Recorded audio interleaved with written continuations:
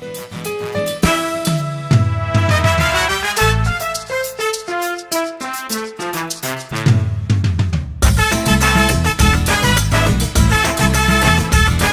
to the Spanglish Business Show. I'm Angel Pomales.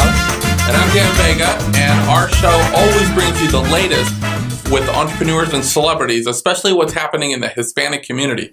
So we're excited to be here. Angel, how have you been, my friend? I haven't seen you in a while. I've been doing great. How you doing, Dan, man? It's good, man. That's Absolutely. Good. That's good, man. Moving forward, man, and trying to keep my finger on the pulse of what's happening. Oh, man, a lot of things happening. We got Alfie Martin today as a guest. I'm excited, man. Oh, yeah. He's an amazing person. You know, we had went to an event where he had brought in a producer, director, a friend, and it was really great to get to know him a little bit. Not just directing and producing, but writing. He started out as an actor as well. Absolutely, a guy that knows his way around the business. So we're excited to have him. Absolutely. But before we get to the interview, how have you been, man? How was the weekend? Oh man, I've been doing great. It's been an amazing week. Went out with the family and some other friends too, and we had a nice dinner last week. We went to this fancy place, and fancy, very fancy like place. Like they pour the beer in the glass. Fancy or a little fancier than that? A little fancier than that. And everybody's out ordering their steaks, and all their filet mignon. And guess what I ordered, brother? Let's see. You seem like you'd be a ribeye guy. I love ribeye. Don't get me wrong, but I ordered something else. What is it? You want to know? Well, while everybody's chowing on their filet mignon, T-bone steaks, all the mashed potato gravy, the good stuff, I have me a chicken quesadilla, bro. Chicken quesadilla. Dude, come on. Sometimes there's a time where you eat, steak, lobster. You can't always go with the Latino food. Hey, man, my love for Mexican food is at the utmost best. So I have to have me a chicken quesadilla. I can't hardly talk. I've been to I can't tell you how many places I'm like, man, if I could just have a burrito. Burrito, yeah. I love burrito. The first thing I order in, some of these places, can I get a bean burrito? That's the first thing I order. Yeah, I got to have a burrito. I'm like you, man. That's awesome. Well, I have to tell you, so everybody, we live on the water, and so everybody's always asking, do you have a boat? Do you have a boat?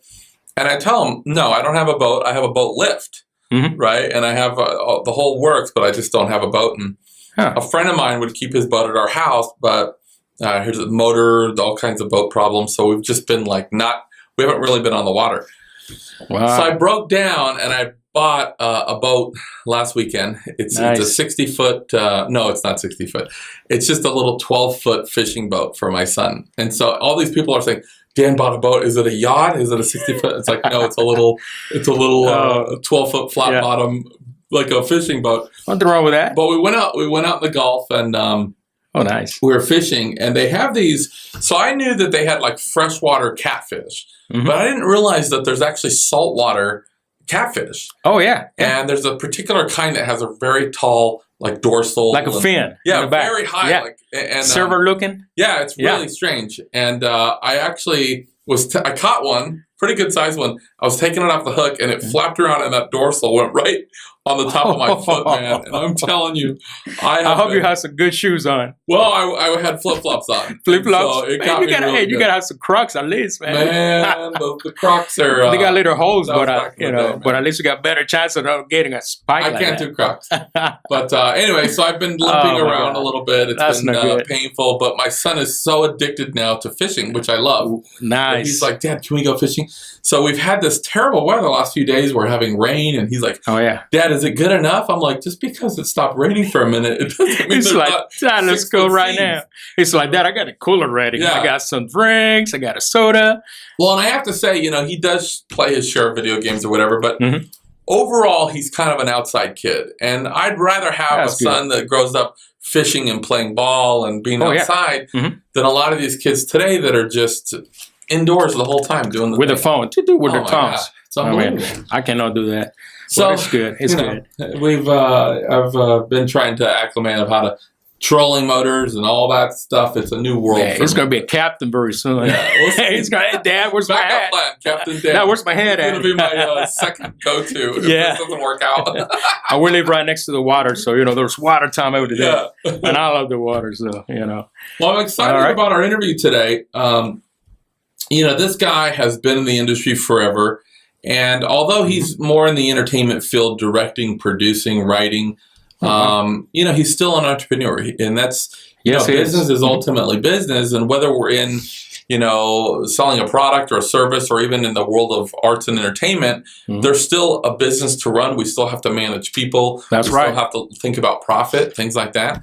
And this is a guy that's been in an industry for so long, and particularly an industry that's constantly changing. And he's going to have to change with it. So I'm excited to talk to him about that. But do you want to see if we can get him on the phone? Let's see if we can get him on the phone. See if we can dial him in, Alfie Martin. We're going to dial Alfie Martin, people. Get ready. Do you have the number? Actually, I do. All right. Actually, I save it. I got it in my favorites. Let's see here. He's already made it to your favorites. We haven't interviewed him yet. It remains to be seen. I read about him. I did my research. Hello. Hey, Alfie, how you doing? Hey, how you doing? Thank you for calling. Great, Alfie. Oh, we're doing great. You are in the Spanish business show right now. Hey, buddy. How are you? It's Dan Vega.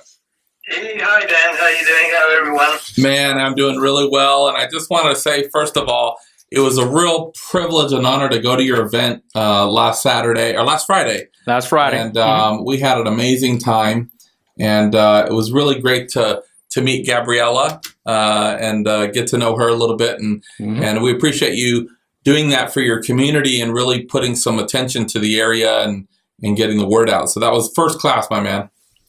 Thank you so much. And hopefully we can grow on this and do it for everyone in Northwestern Florida. Yeah. And because we need to do it, And sure. we need to, everybody needs to get on the boat and we make a team. That's right. Now, Alfie, you're a guy that's had a lot of success over the years in this industry, and you've had multiple things: writing, producing, directing. I know that you're a philanthropist. You do a lot of amazing things. But before we talk about all that, talk to us a little bit about where you come from originally, how you got started in the industry. I know originally you're from Argentina. Is that correct? Correct. Buenos Aires, Argentina. Okay. Everybody's from Buenos Aires. Buenos Aires. Gotcha. And is that where you found the passion for film? Well, yes. I started when I was a little kid. I used to go on a stand outside the movie theaters and try to see movies. And sometimes I would see 3 in the same day. I love film. I love photography. I love communication. Nice. And I read that you had produced, before you even came to the U.S., you had produced, over 100 different projects over in Argentina. Is that right? Well, before I came to the States, I was 15, I was producing shows and hosting and acting and all that. And I remember perfectly, my father was the president of a social club and soccer club, so I was running all the events, and somebody that was old enough had the title of the director of Director de la Comisión, the board director. Sure. I was doing all the work, so I did a whole bunch of anything from theater, events, festivals, carnavales, everything you think. Wow. And where did it come up with, maybe I should make this move to the States? I know that I read in your bio that you had hitchhiked all the way over here. Is that correct? Correct. I took 5 months, I hitchhiked, and that changed my life. Wow. I did a walking, and I went across the Darien, which is the jungle in Panama. I became a man real fast. I bet. What was the scariest thing you see over there? I'm sorry, what was the question? What was the scariest scenario you probably run through? Well, somebody running after me with a machete. That was the scariest thing. That's scary. Ooh, I'll be running too. Trying to take my belongings, Wow. So, I was a fast runner, though. So when you landed in the States, how did you kind of begin? So you've already had a little bit of success over in Argentina, and then all of a sudden now you get to the States, and I'm sure you had very little means when you got here, and you were a very young age with limited experience. How did you kind of break into the California scene and kind of get a foothold on what was happening? Well, when I got here, I had no money, no experience. I didn't have anything. and I have a lot of. I was hungry. I was very hungry, but not hungry for food. I was hungry for doing nice things. So basically, I came to America, started working right away, and I didn't have any money. I started working, and then was lucky enough that I started living across the street from the Cholo, from the place that where Chuck Norris used to teach. And I wanted to do martial arts really badly. So I started taking classes, and that was on Ventura Boulevard in Sherman Oaks.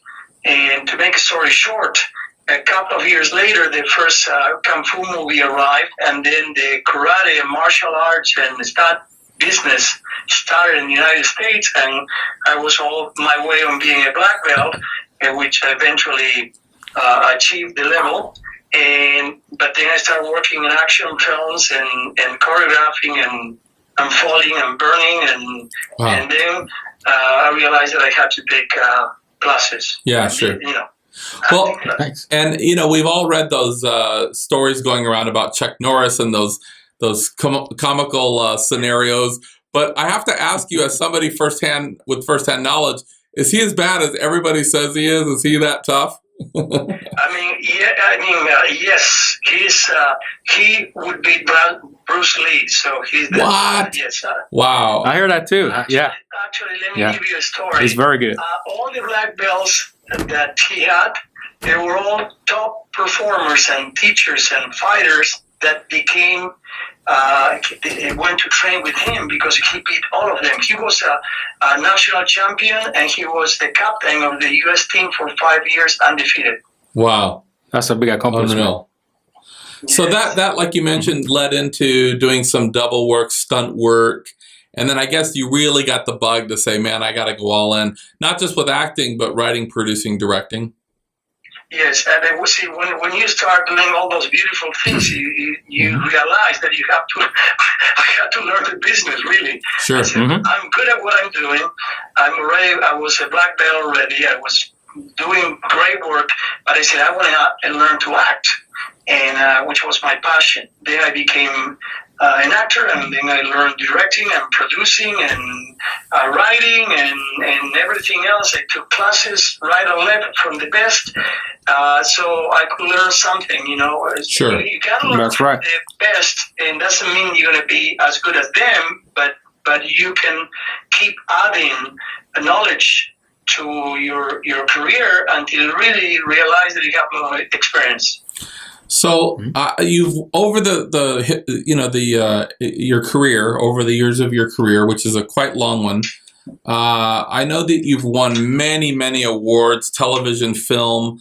In fact, I was reading that you were recipient. Let me get this right, of the official commendations and awards from United States Congress, State of California, LA County, LA City, Culver, France, Argentina. I know for your particular projects, you're very well decorated, but was there a time in your career where it's like a defining moment where it's like, oh my gosh, this is really happening. I'm making it, this is like a pivotal point where now there's that, it's been solidified, or, it's a reality that you have done what you set out to do. Well, I think I realized the moment that I realized that I had the opportunities, possibilities that anybody else could have. And then what I learned, that determination and goal seeking and patience are more important than talent. Sure. Then that's when I became. Well, and in this business particularly, and I know you know this, there's so many people that, they're very quick to pitch. They meet for the first time and it's like, hey, I got to talk to you. And they're pitching their film or their project or their investment opportunity or whatever. But it really goes back to the basics of people do business with people they know, like, and trust. And it seems like that a lot of people have gotten away from putting in the time to nurture those relationships, really put the time in to get to know a person, to get to know what their value is. And you seem like a person that's not only paid the dues, but you surround yourself with very quality people, and that you're a person that, really is more interested in although money is important for every entrepreneur, you're really interested in the integrity of the projects that you affiliate yourself with and the quality of people that you're around. Is that true? Absolutely, and you are only as good as the weakest link in your team. And the next thing is, I'm approached every day for people saying, trying to read my resume. When they find out who I am, then they become friends. But, I respect integrity, I respect knowledge, but most of all, I respect determination. Sure. And patience. And I totally agree with you. And I lived through that on my first project in Panama City Beach with the director's series, because one thing that I regret, the only thing that I regret on that is I wish a lot of the Hispanic community, now is not going to be a problem, would have understood where we were going to. This was a magnificent opportunity to sell our brothers and sisters. The reason why I chose a director, Hispanic director, and a woman is because I want to show to everyone that is somebody from someplace else, a female. 7% of the directors are female. An Hispanic director can make it. Anybody can make it. That's right. But we're going to correct that very soon. Well, and what Alfie is referring to is last Friday we did an event with Gabriella Tagliavini. If I'm saying that right. Yes. And very accomplished writer-director. I love the part when she was being interviewed, Alfie. So we went to a premiere of one of her films. Oh, yes. Which featured Sharon Stone as the lead actress, Billy Zane. Border Run. Border Run, yep. And I love the part where somebody asked her on the Q&A, why did you come down to this area? Why did you decide to do this? And she basically just pointed to you and says, because of him. You bring me over here. And that really shows a lot about you and the value that you offer and the trust that you establish is that, getting to know her for a short period of time, you said, look, I'm going to do this event. I need you to come to all the way across the country to come to this because it's important. And then having people say, absolutely, if it's for you, I'll show up. That really says a lot. That is big. Yeah. And the funny thing is you have people that create fear on the hearts of the young people. And they become filters, and we need to mentor, we need to teach them, we need to share. You give. I'm just paying forward what I receive in my life. Life is a circle, okay? And it's like a Doberman that goes around all the time. Life is a circle, and I pay back and pay forward because I've been blessed. I'm blessed. I'm afraid I'm going to get sick if I get more blessed than this. I feel a lot like that when I hang out with Angel. If I'm like, man, if I'm any more blessed, I'm going to be Angel Pomales, and there's only one Angel Pomales. So I get the feeling. Oh, man. Let me ask you a question. So, being an investor myself, and I'm just getting into doing some film and television experience. Certainly, I don't have the extensive history in the field that you do, but I do get a lot of people bringing me projects all the time. Look at this project, look at that project. And you know as well as I do, especially since we're both from Southern California, that people in the business, everybody in LA is a producer, a director, and everybody's telling you about their project. And it's funny because after you vet them for 3 or 4 hours, and you finally say, what have you done? They've produced a YouTube video, basically. They haven't really. But of course, as soon as I got on your online and looked at what you've done a real body of work. I'm sure, like myself, you're constantly asked to contribute or be a part of different projects. How do you select the projects that you're going to be a part of, and how is there a vetting process that you kind of look at before you kind of get sign on for the next project? That's $1 million questions, and I love it. First of all, I want you to know that what is online about me is only 10% of what I do, I did, and I will do. Yeah. And the reason is because at this time of my life, I'm only promoting my cultural part, but I have also my business career as entertainer, producer, director. But because I'm so gung-ho in helping people that I really try not to show any other credits.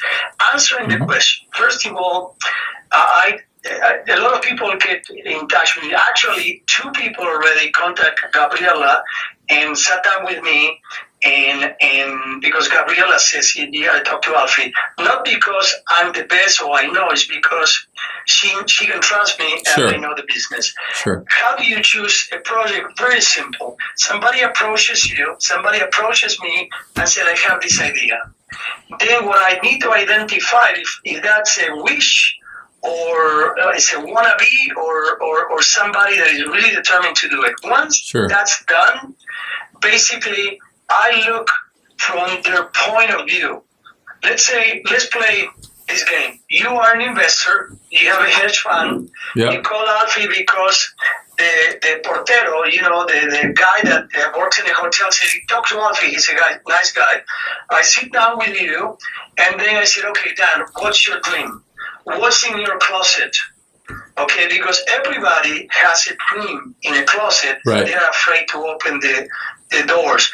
Once I identify the other person's needs and whatever they have and how they do it, I work in reverse. I see what the other person has, what they want to do, and I put the package together to make it happen. There is no way somebody's going to walk out of my office or my home or a meeting without closing a deal, because I'm always thinking on the other people's need. Sure. Sure. That's and of course I love pet projects. I love projects. If you have passion and I have passion and we love this project, believe me, it's going to happen. Yeah. Okay. Sure.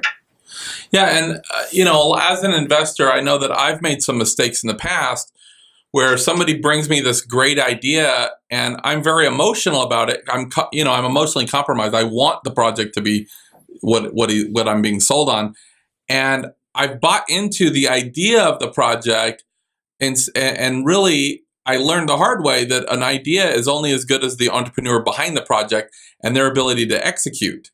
So, right, there's no shortage of great ideas, but I guess what we're saying is, the person bringing you the idea, are they going to be able to execute half of what they're saying, right? and There's 2 different things. I get along with everyone, not everyone, most of the people, because I always look for their needs and consequences. Sure. And that's very important. That's why I have people a lot say, well, I want to make a movie, I want to make a television program, I want to do a festival. I say, wait a minute, what's your dream? Let's start on the dream. What do you want to do? What's your budget? And say, well, I have only 10 pesos, I have $10. Okay, well, we can do it for $10. Because the idea is they invite me to Chamber of Commerce all the time, okay? Sure. I don't belong to any Chamber of Commerce because I'm not selling anything. So when I tell recruiters, why don't you join the Chamber of Commerce, because you can get money, you can get sponsors, I tell them, look, I have everything I need. Now what I need is intelligent people. They have beautiful projects that they don't know how to put it together. I know how to put it together. Yeah. I know how to do it, and with the least possible money and having fun. That's right. Having fun is very important. Yeah, and I think that there's 2 types of people. There's the big creative people that can put all the ideas together, but then a lot of times those people aren't the best facilitators. You need facilitators that can actually create action steps and execute. And over time, we generally, I feel like, naturally kind of lean more to one side, but it's our responsibility to develop the other side. If we're a natural kind of a big idea man, we have to learn the discipline that it takes to be able to execute. And if we're more of a facilitator, then we have to learn how to have real vision and be okay with being stretched. And probably that comes from finding a mentor, right? Mm-hmm. Yes, and that's why I'm a creative producer, not a financial producer. Sure. Mm-hmm. In my life, I'm a creative also producer. I have everything I need. I don't want any more material things. I live nicely. I'm proud of being Hispanic, but I'm also proud of being American. Sure. And basically, what you do is you have to have a dream, and the biggest problem in this business, in the academic business, is that most of the people, they don't have a goal. They want to be in the pictures. Mm-hmm. They want to take pictures. They want to look great, and they don't realize that it's a journey, and it's a responsibility, because we have the responsibility of making sure that the person that invests money won't lose. Or if he loses it because they choose to, because wrong decisions. So anyway, it's so much to do in such a little time. Sure. And Alfie, our viewers largely are entrepreneurs. They're business owners, and I'm sure there's people watching now that are thinking, this guy came from nothing. He literally walked across a jungle and pursued his vision no matter what. And that's something I want to do as well. So I want to take a short break, but when we come back, I want to talk to you a little bit about the early days and a little more about the beginning struggles, because, we know that there's a point in success where, especially in the beginning, where there's a lot of heat and pain and discomfort that we have to endure. But we know the key is to keep our mind on the prize, so to speak. And I want to talk a little bit more of how you've done that. So let's take a short break, and we'll be right back with Alfie Martin. So don't go nowhere. We'll be right back. Stick with us. All right. Welcome. We're back with Alfie Martin, and we've been talking about his journey, what it takes to find the right projects and actually put the right action steps together to get these projects and make them a reality, and how he vets people and projects, and really his process in making these realities come to life. We wanted to talk to you a little bit about the early beginning of your career. I know we kind of brushed over it, but obviously when we have a vision and we're working towards that vision, there's a part in the beginning, especially, where we endure a lot of pain, a lot of discomfort. We're going to take our share of, disappointment and bloody noses. But how have you talk a little bit about some of those early struggles and maybe what you had to endure to get to where you are now? Well, the most important thing is a time in your life, in your career and your life, that I realized that it wasn't about me. Yeah. When I realized that it wasn't about me, I could be in any situation, negotiate anything, work with any project, thinking about the other person. Sure. In other words, I always leave my ego, no matter what happens, I leave it out. But in the beginning,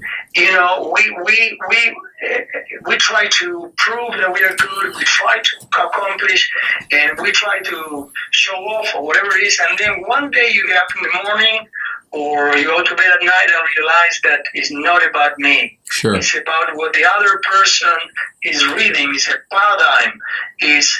And so the struggle was, I think the biggest struggle was that one. That I trying to find out, especially when I came here, being from South America, sure. Mm-hmm. I realized immediately that I have to be better than anyone, or try to be better than anyone to succeed, because I have to be better than the other ones that were established. Sure. Yeah, and I think that it's important too that in the Hispanic community, especially.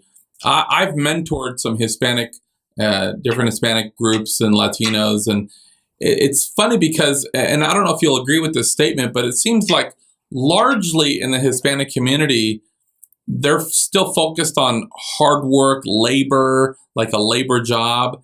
And I've talked to several that are still in that mindset of like hard work, 9 to 5, and then, honest day's wage type thing.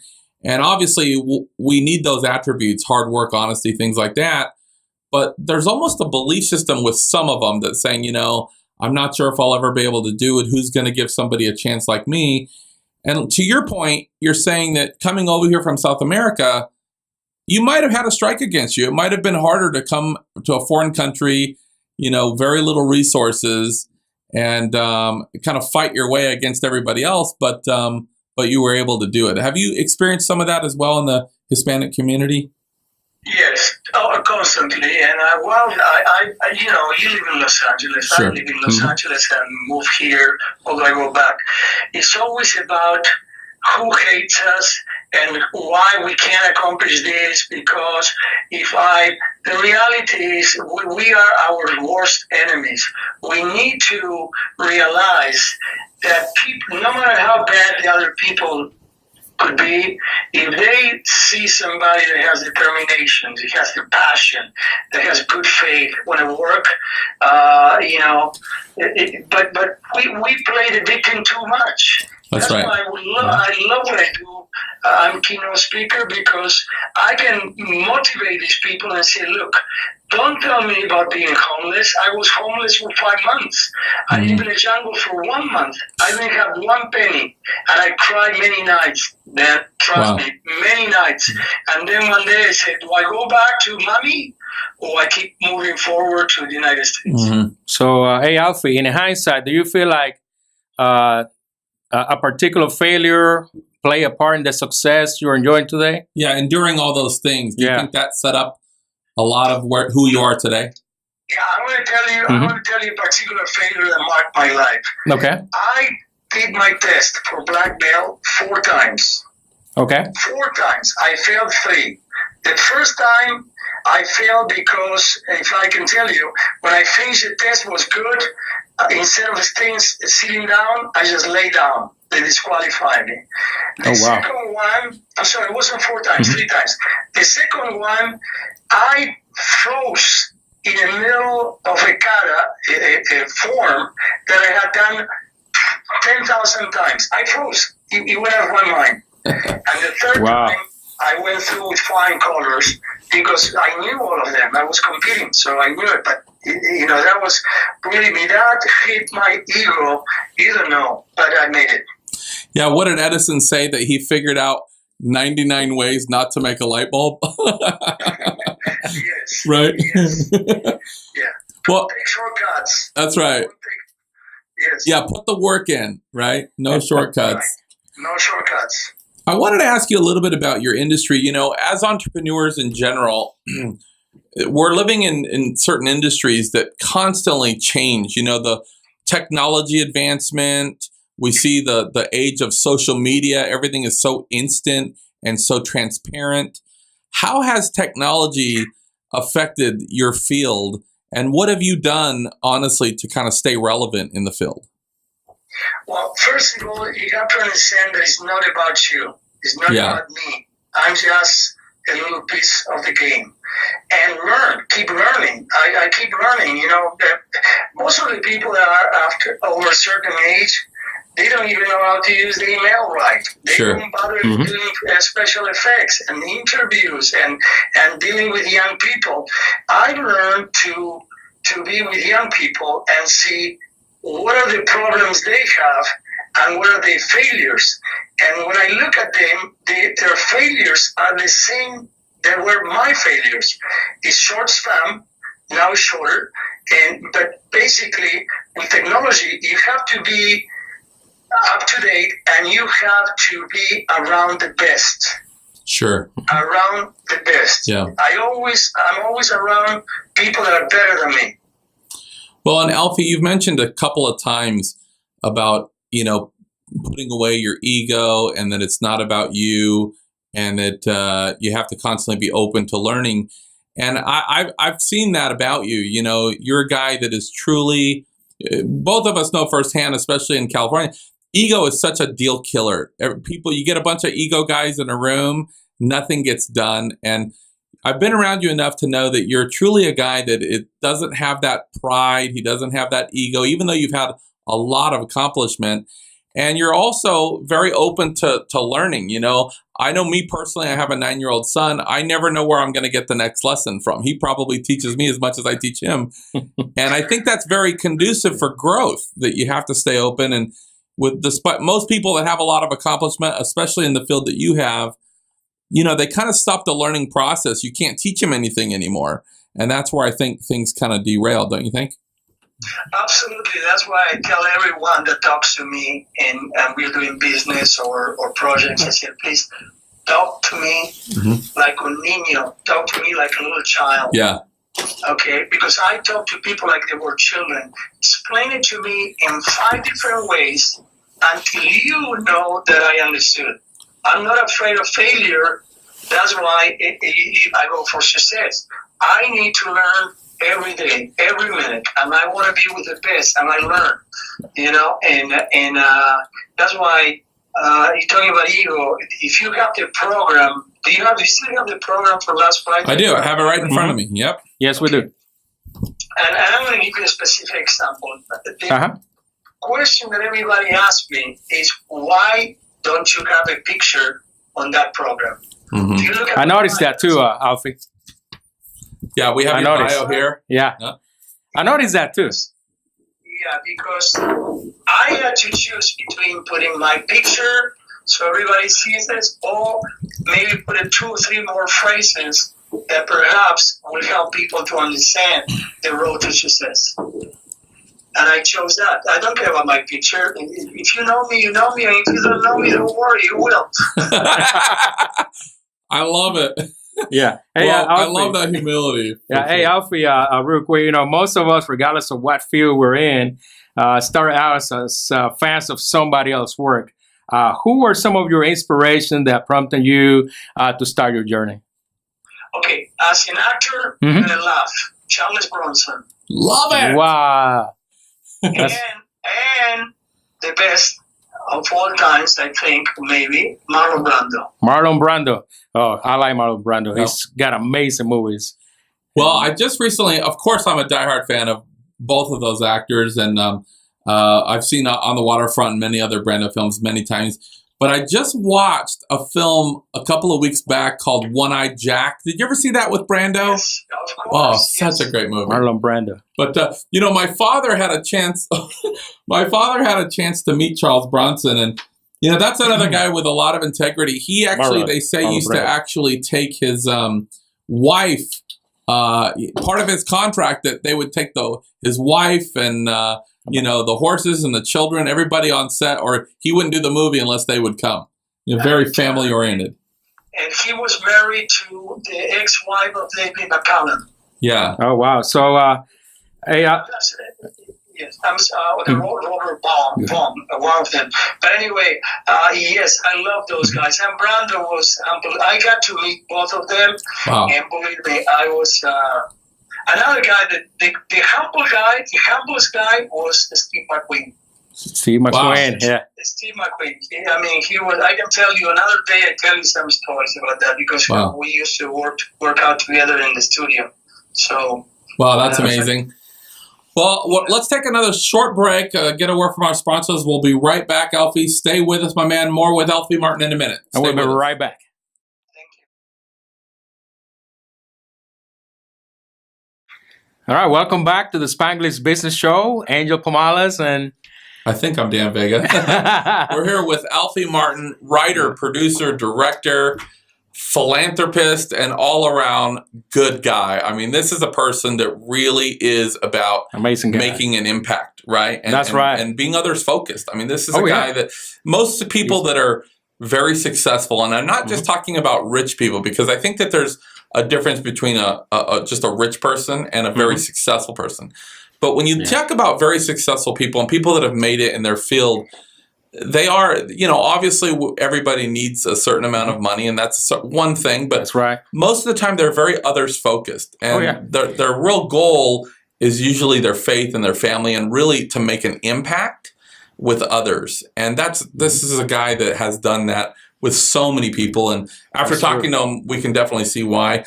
Absolutely. Now, Alfie, we're getting into what we call the lightning round. This is where it's actually, how do you say that, Angel? You have better Conexión rápida. Conexión rápida. Fast connection. It's where we take 3 minutes and we give our audience an opportunity to kind of connect with you on more of a personal level.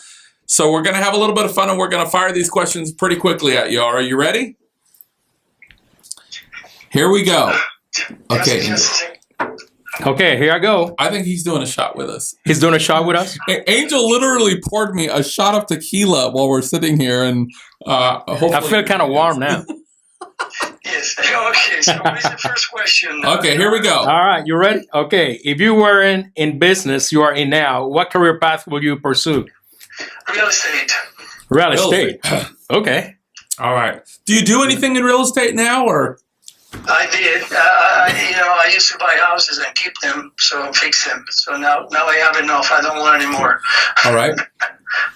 Now, is there a field or job that you could never see yourself in? Yes, probably handyman. A candyman. Not Candyman. No? Handyman. Oh, okay. It must be that shot I just took. Now, Candyman I could do. But, Candyman, yeah, I can start out. I'm with you. I am not. I wouldn't be able to fix anything. If I came out, I would. Handyman. I would break more than I'll tell you what. One of my dreams in life is go around the world on a boat. On a sailboat, that is. I just bought a boat. Yeah, I know, but 12-foot. I'm talking about want to go around the world. Just imagine my water pump breaks. I'm like, what do I do now? And then you don't have Google or you don't have Don't Wi-Fi. take me or Alfie because we're not your man. You'll be in the middle of the Indian Ocean somewhere. Now, all right, Alfie. So, what music do you listen to when you're trying to really get in the zone? If you're working on a film, you're working on a project, you're trying to, get productive. Classical music, reggae, and also the Caribbean, Puerto Rico, Cuba, Nice. Cuba and Puerto Rico. you like reggaeton? Of course. Oh, nice. I don't know that. Oh, reggaeton. Oh, I gotta show you some music I don't so know you can. that stuff. You never know. Oh Right. man, they got Don Omar, Daddy Yankee. Okay. Yeah, they got the new music, Despacito from Daddy Yankee, Luis Fonsi and Daddy Yankee is playing right now. It's not one of the number one billboards. Oh yeah, I know my Alright, music. okay. I know my music. So what about what's your favorite guilty pleasure, man? You're trying to unwind. Chocolate. Nice. Chocolate. Hey, that's pretty good. And what is your celebrity crush, Alfie? None. I don't believe it or not. I never had a crush on any celebrity because since I was a kid, I know the celebrities from the inside out. So I have a crush on talent. Nice. Okay. That's a good answer. Fair so enough. somebody that really has a love for the craft and has real talent. I love that. Yes. Okay. Yes. And when you're trying to relax, are you a Corona or Tecate guy? Tecate. Nice. Yeah. I hate when people say Corona. Oh yeah. What about your car favorites? Either a luxury car or a low rider. Well, I like luxury because they are expensive, but not necessarily luxury car. I like basically SUVs. I like Jeeps. I like off-road cars. And if I have to choose, it would be more of a luxury. More of a luxury. But in the old days, when you were a younger guy, I know you probably had a lowrider at least once. Am I right? Yeah, but I don't have money to buy one. They're so expensive. Okay. Did you ride? You gotta get the gold rims. Did you ride on these Los Angeles lately? No, I'm actually heading back. I'm heading back Sunday. They got gold rims, gold everything everywhere, gold designs. Yeah. Oh yeah, they get expensive. All right, I was kind of a cholo at one time, even though I have the worst Spanish. What about on your food? I got two of the favorites right here: menudo or chicken noodle. Which one do you like? Menudo. Con tripas. Yeah. Sí, claro. Sí. Menudo pozole. Absolutely. Okay. Now, name one super gigante goal or gigantic goal, right, that you plan to achieve maybe in the near future. Get the entire community together and show my sisters and brothers how to make it. Yes. And put together and do beautiful things in this Northwest. Absolutely. Nice. Absolutely. Yeah, and Thanks. Alfie, let me ask you a question. And this is a doozy. This is our last question of the round. So put some thought behind this. So we've had a white president. We've had an African American president, an entrepreneur president. If we ever get a Hispanic president in office, what do you feel like his first three executive decisions would be? First of all, siesta time. Nice. Okay. Second of all, music education for everyone. Nice. And third, learn more than 2 languages.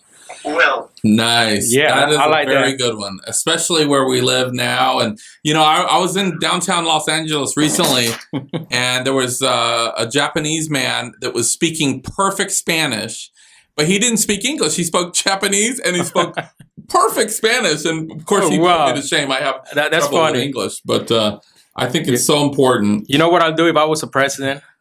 What's that? I have machete for my backup. You know what I'm For your saying? security- personal That's right. security? That'll be my personal security. I have machete. You want to mess with me? Alfie, let me ask you a final question. Oh, yeah. You know, our viewers, for the ones that are watching and they're saying, you know, again, this is a guy that came from nothing. He came from, literally walked across the jungles. He fought for his way. He wanted to do what he loved, and he stuck with it, and he endured, and now he's getting to enjoy that. Do you have any parting advice for our viewing audience if they're thinking about kind of pulling the trigger and pursuing their passion? Yes, first of all, I'm open to talk to anyone because all I want to transpire is determination and patience. You have to learn. There are no shortcuts. You have to learn. You have to train, and do not get involved in politics. If you're in the entertainment world, do not get involved in politics because you're losing 50% of the audience, no matter if you go to the left, the right, the center, or downstairs. That's right. Yeah. All right. Well, and Alfie, I'll tell you, it's been a great honor for us to sit down with you. And Thanks for being on the show. yeah, we knew your value, but to talk to somebody that's truly others focused and really about the work and that's out to make an impact and a difference in the world. You know, That's right. I learned a long time ago that a recipe for sustainable success, to have long-term sustainable success and have longevity, that a person's humility always has to exceed their ability. And a person like yourself, after a period of time of being in the same industry for a long time, a person can develop a lot of abilities. But it even calls for even more humility for that always to exceed abilities. And you're a guy that's always kept those perspectives aligned. You have so much humility, especially for what you've accomplished. And man, we'll be definitely staying close to what you're doing and keeping an eye on your career. And we'd love to have you back on the show, man. Yes, and let's talk. Let's talk and fix the world. Absolutely. Now, Alfie, Will do. where can we get more information? If we're looking to find out what you're doing, a website, where can people go if they want to connect with you? What we should do maybe is let's talk one of these days. Let's meet and let's make a blueprint, okay, of everything. All right, we'll make right. a blueprint and we'll post it to our fans. That's right. That sounds great, It's not Alfie. easy to make. Thank you so much, and we appreciate our audience as well. And Thank you so thank you much. for tuning into the Spanglish Business Show. Thank you for being here with us. Thank you, Angel. Bye bye. All right. Thank you, Alfie. Have a great day. Thank you so much. Bye-bye. Well, there you have it, Angel, man. It's always a pleasure, my man, to All right. connect with you. Alfie Martin, ladies and gentlemen. I mean, an amazing writer, producer, director. If you haven't had a chance, connect with him on social media, Facebook, LinkedIn. Get plugged into what he's doing, especially if you're looking to go more into the entertainment field. And we appreciate you tuning into our show. Please like our show. Stay with us. Stay plugged in. And we look forward to seeing you next time. Thank you so much. Bye. Bye-bye.